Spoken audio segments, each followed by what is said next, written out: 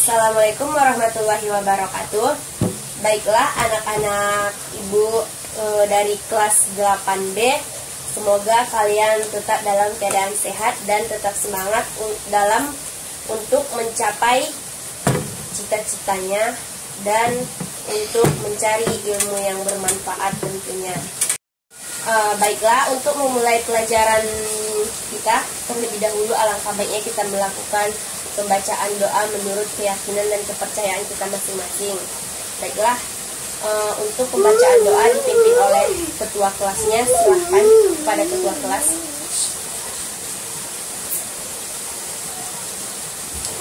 Baiklah, untuk sesi selanjutnya Ibu akan mengambil absen anak-anak terlebih dahulu. Untuk nama yang dipanggil bilang hadir saja. Baiklah, 1 Nadira, yang Wana, Dini, Anti, Salsa, Mai, Fauzi, Chris, Fauzan. Pada hari ini tidak ada yang absen ya, semuanya hadir semua. Bagus, alhamdulillah. Jangan seperti itu, tidak bermalas-malasan untuk mengikuti kelas. Itu sangat baik untuk kita. Baiklah, Ibu akan menanyakan beberapa pertanyaan kepada peserta didik Ibu. Kalian hanya cukup menjawab yang kalian tahu saja. Pernah nggak kalian tuh penasaran kenapa tumbuhan ini kok daunnya seperti ini, daunnya yang satu lagi seperti ini, kenapa bentuknya seperti ini gitu. Contohnya seperti daun bawang. Ini namanya daun bawang prei. Jadi daunnya cuma satu gitu. Dia tuh nggak ada bercabang, nggak ada berapa gitu. Dia lonjong aja ke atas gitu. Jadi kalian pasti bakal penasaran kan, kok daunnya bisa seperti ini, sedangkan tumbuhan yang satu lagi kok dia bisa berdaun banyak, daunnya banyak-banyak, dan bisa berhelai-helai gitu, seperti ini contohnya. Pasti kalian penasaran kan? Perlu kalian ingat juga, biarpun tanaman itu atau tumbuhan itu mempunyai bentuk atau jenis yang berbeda-beda sesuai dengan jenisnya masing-masing, tetapi tumbuhan itu strukturnya itu tetap sama gitu, tetap serupa, nggak beda. Cuman dia bentuknya aja, jenisnya, disitunya aja yang berbeda. Tapi kalau untuk strukturnya, tumbuhan itu tetap sama. Jadi tumbuhan itu mempunyai struktur dan fungsinya masing-masing. Maksudnya strukturnya itu sama, tapi fungsi dalam organ-organ yang ada pada tumbuhan itu mempunyai fungsinya tersendiri. Sama halnya dengan manusia. Di dalam tubuh manusia itu, dalam tubuh kita tuh terdapat berbagai macam organ. Dan organ-organ itu mempunyai fungsi masing-masing di dalam tubuh kita. Jadi seperti itulah gambaran dari materi yang akan kita bahas di pertemuan kali ini. Untuk lebih lengkapnya nanti Ibu akan menjelaskan lebih detailnya lagi. Jadi sebelum Ibu menjelaskan, Ibu ingin bertanya kepada kalian semua, siapa yang bisa menjawab? Bisa dijawab nanti. Coba sebutkan struktur yang ada pada tumbuhan. Siapa yang tahu? Kalau tahu langsung dijawab saja, kalau tidak nanti biar Ibu jelaskan lagi. Ada yang tahu? Nadira tahu? Tidak tahu. Bagaimana dengan Dini? Baiklah. Jika kalian tidak tahu, Ibu akan menjelaskannya. Yang pertama itu adalah akar. Ya. Pada umumnya dalam tumbuhan, kita akan menemukan bahwa akar merupakan organ yang tidak terlihat atau berada di bawah permukaan tanah, berwarna kecoklatan atau kekuningan, dan memiliki ujung yang runcing, seperti pada tumbuhan ini. Wow. Ini yang dinamakan dengan akar. Ya. Akar itu berbeda-beda.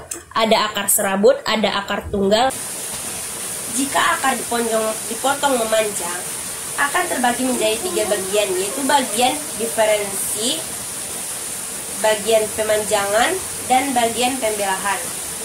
Bagian diferensiasi ini adalah ketika jaringan memulai berkembang berbeda dengan jaringan lainnya atau ketika sel menjadi spesialis, contohnya epidermis menjadi rambut akar. Yang kedua yaitu memanjang. Memanjang ini biasanya daerah pendewasaan, yaitu dari sel yang kecil menjadi sel yang lebih besar. Pembelahan yaitu ujung atau merupakan jaringan yang selalu membelah dikarenakan memiliki meristem apikal. Contohnya itu pada tudung akar yang berfungsi untuk menembus tanah.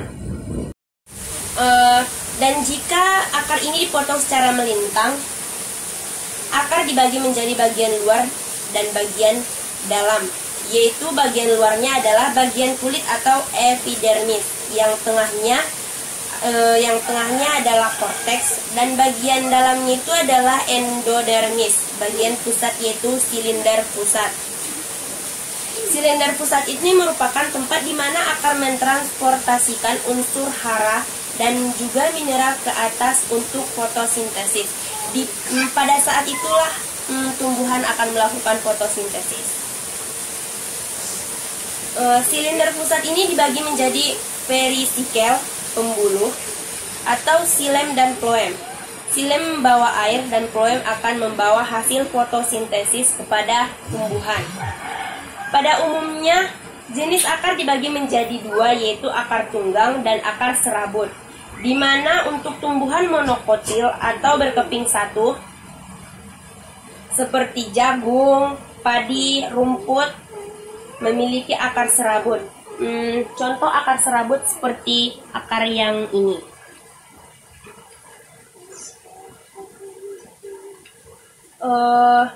Sedangkan untuk tumbuhan dikotil atau berkeping 2 seperti kacang tanah, mangga, yaitu memiliki akar tunggang. Fungsi akar bagi tumbuhan seperti 1. Untuk menyerap air dan mineral dari dalam tanah. Yang kedua, menghantarkan atau mengangkut air dan zat-zat makanan ke seluruh organ tumbuhan. Yang ketiga, sebagai penunjang untuk memperkokoh berdirinya tumbuhan tersebut. Selanjutnya, fungsi dari akar itu ialah untuk menyimpan cadangan makanan sebagai alat perkembangbiakan vegetatif atau perkembangbiakan tanpa adanya perkawinan.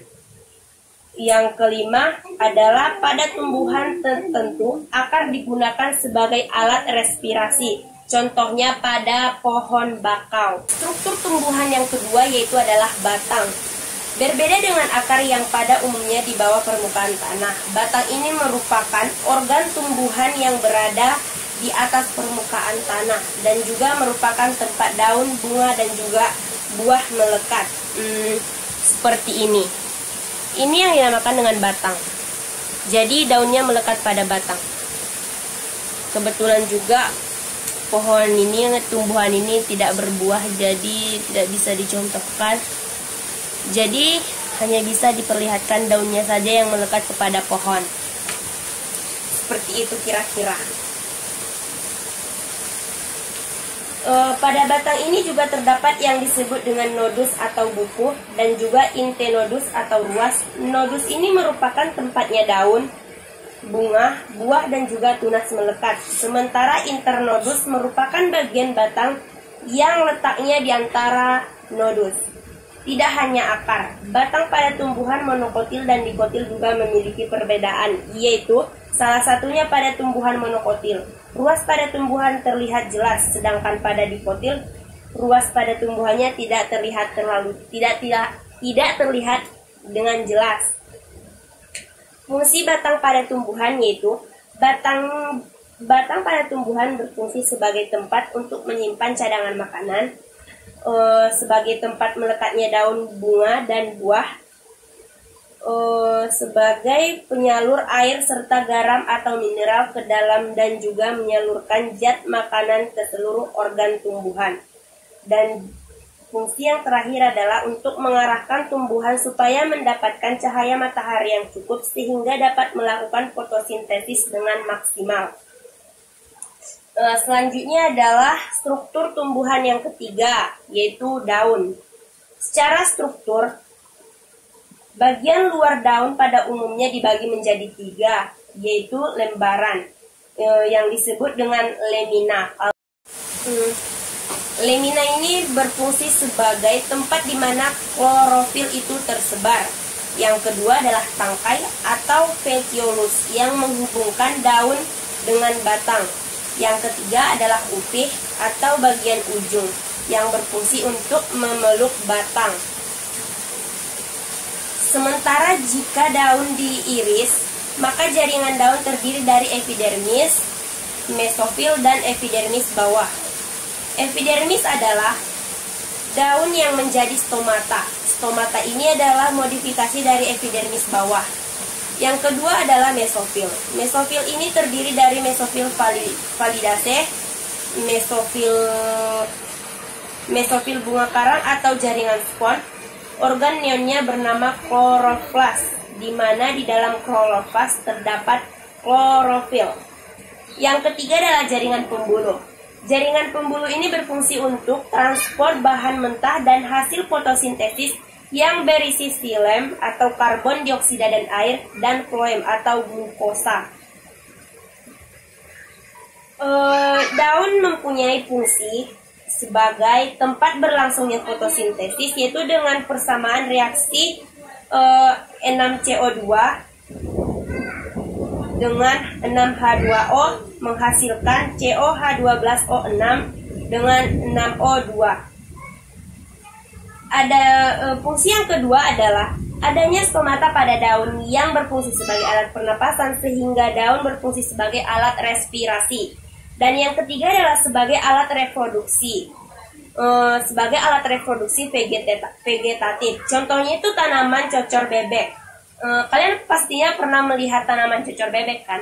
Pada tanaman cocor bebek itu, yang daunnya berfungsi untuk memperbanyak tanaman. Jadi daun cocor bebek itu fungsinya untuk memperbanyak tanaman. Kalau contoh seperti ini, kalau kalian potong daun dari cocor bebek itu dan kalian hanya tinggal meletakkannya saja di atas tanah, dari daun tadi itu akan tumbuh akar, tumbuh tunas, dan akan berkembang lebih banyak lagi tumbuhan cocor bebeknya. Seperti itu kira-kira.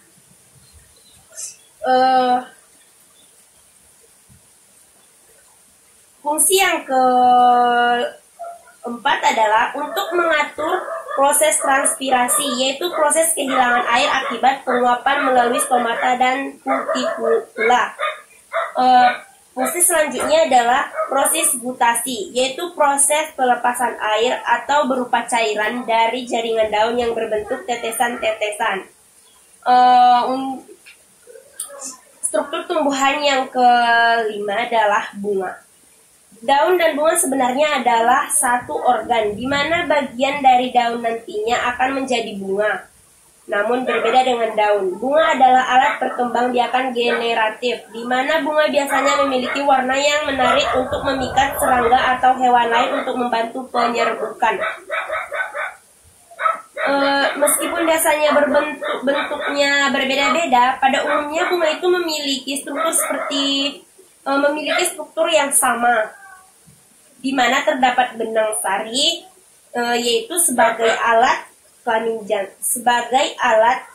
kelamin jantan dan putik sebagai alat kelamin betina.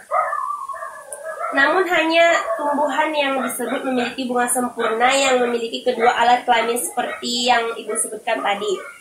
Kalau bunga yang tidak sempurna, jadi hanya salah satunya memiliki, yaitu seperti jenis kelamin betina. Bunga yang satunya lagi memiliki jenis kelamin jantan. Itu tidak termasuk ke dalam jenis bunga yang sempurna. Jenis bunga yang sempurna itu ya hanya ketika bunga tersebut memiliki kedua jenis kelamin tadi, yaitu jenis kelamin betina dan jenis kelamin jantan. Sama halnya dengan organ lain, tumbuhan monokotil dan dikotil juga dapat dibedakan salah satunya dari jumlah kelopak bunganya. di mana pada umumnya tumbuhan monokotil memiliki bunga dengan jumlah kelopak kelipatan 3, dan dikotil biasanya memiliki bunga dengan jumlah kelopak kelipatan 4 dan 5. Struktur tumbuhan berikutnya adalah buah. Berbeda dengan bunga, buah biasanya berkembang biak dengan memiliki putik atau alat kelamin betina yang disebut bakal buah dan mengandung bakal biji.